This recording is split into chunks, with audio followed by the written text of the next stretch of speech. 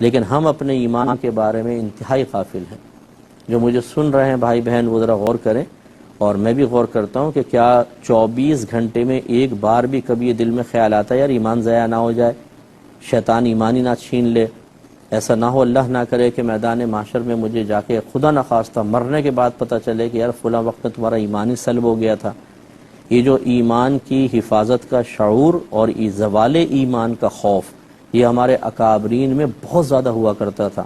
اسی لیے ہمارے اکابرین میں سے بعض نے لکھا ہے کتب میں کہ انسان کو چاہیے روزانہ رات کو سونے سے پہلے تجدید ایمان ضرور کرے، اور آپ بھی کیا کریں اور میرے لیے بھی دعا کریں۔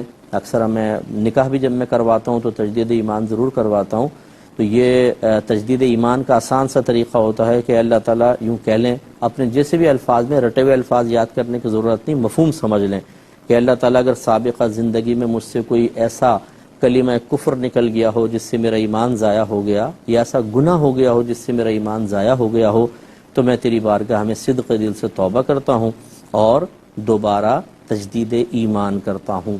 اور پھر آپ کلمہ پڑھ لیں، پہلا کلمہ یا دوسرا کلمہ، تو مسلمان ہوں گے۔ اور اگر خدا نہ خواستہ ہو گیا تو پھر حالت ایمان میں آ جائیں گے، اور پہلے سے ہی صاحب ایمان ہے تو مضبوط ہو جائے گا۔ تو یاد رکھیں کہ جب دشمن کامل ہوتا ہے، وہ اگر آپ کے ملک پہ حملہ کرتا ہے، سب سے پہلے آپ کے ایئرپورٹ تباہ کرے گا، آپ کا اسلحہ ڈپو ختم کرے گا، یعنی فوجی اڈوں پہ حملہ کرے گا، کیونکہ وہیں سے رسد آتی ہے۔ وہ جب ختم ہو جائیں گے، اس طرح پل توڑ دیتے ہیں تاکہ آمد و رفت ختم ہو جائے ایک ایریا سے دوسرے ایریا تک جانے کی۔ جب یہ ختم ہوتی ہے تو آسانی سے قابو پا لیتے ہیں۔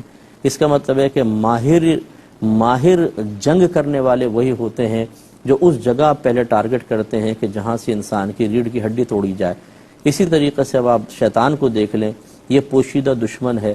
بڑے بڑے پڑھے لکھے لوگ جو صاحب علم ہیں ان کے پاس بھی آ کے اس نے بہکانے کی کوشش کی ہے، تو یہ کتنا خطرناک ہوگا۔ تو یقینی سی بات ہے یہ بھی اس چیز پہ حملہ کرے گا جو سب سے زیادہ امپورٹنٹ ہو اور جو بنیاد ہو، اور وہ ایمان ہے۔ تو اس لیے سب سے پہلے یہ ایمان پہ حملہ کرتا ہے۔ باقی نماز چھڑوا دینا، گالی زبان سے نکلوا دینا، نشے کا عادی بنوانا، کسی کا حق سلب کر لینا، یہ تو ضمنی چیزیں ہیں۔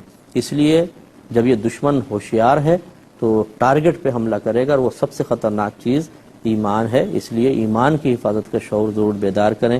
اس پہ مزید کلام کریں گے نیکسٹ پروگرام میں۔ وآخر دعوانا ان الحمد للہ رب العالمین۔